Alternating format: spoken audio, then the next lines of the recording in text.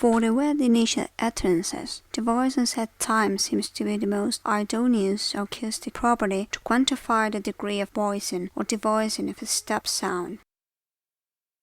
Voicing set time is the time relation between voicing set and the release of the stop closure. The onset of periodic pulsing of voicing can precede the release, hence indicating the presence of voicing in the stop articulation. Voicing can also follow the release, but there may be other factors telling us whether voicing or devoicing corresponds to the stop articulation or it is a consequence of the following vowel articulation. Analysis of the transition into the following vowel has not been made, but usually a near zero voicing set time value indicates the presence of a partially voiced stop, while a higher or not near zero value indicates a voiceless stop, and that, therefore, the voicing is caused by the following vowel articulation.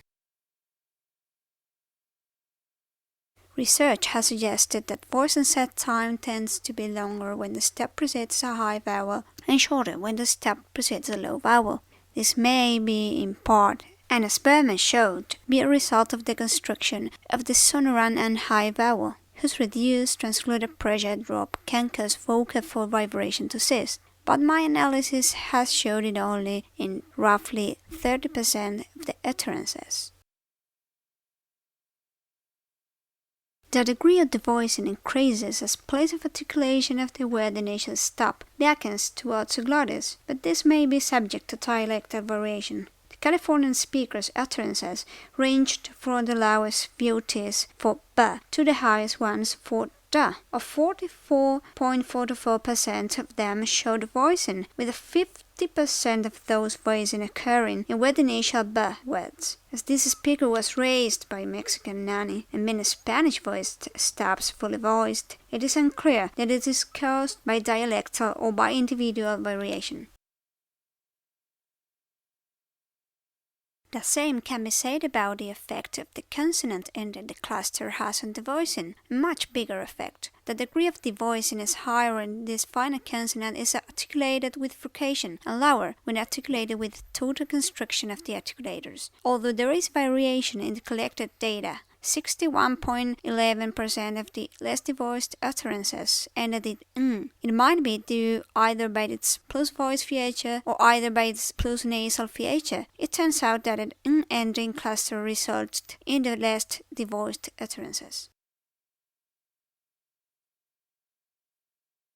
The whole series of word initial measurements showed a strong tendency to partial devoicing of ba, da, ga. As with the heightening of the following vowel, backing of the place of articulation of the word initial stops towards the glottis relates directly with its degree of devoicing, being it stronger for ga than for ba. So traditionally named as voiced stops are indeed partially to fully devoiced in word initial position, being the degree of devoicing dependent, as we've seen, of both the vowel and the consonant in its cluster.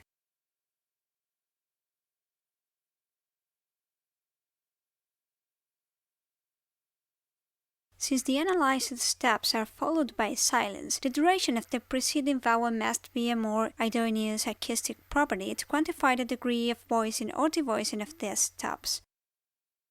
When measuring it in Praat, I've included the closure of the following consonant, and also the previous consonant release, since the onset of the released burst represents the transition point from the consonant closure into the vowel.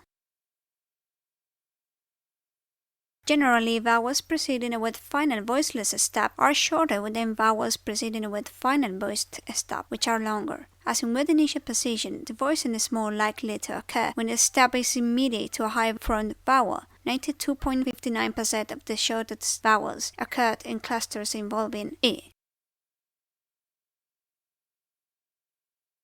The degree of devoicing seemed to increase, like in word initial position, as place of articulation of the word final step beckons to epiglottis, but my analysis subscribed only partially this information. Longest vowels were found in words ending in z, and the shortest ending in g. But it is always true when the word final plosive is preceded by a low front vowel, and only in average when preceded by a high front vowel. In this environment, this may be subject to dialectal variety. The British speaker presented the shortest vowels in words ending in "be" instead of "the", while the Canadian showed the shortest vowels in words ending in "the" and the longest ending in "ga".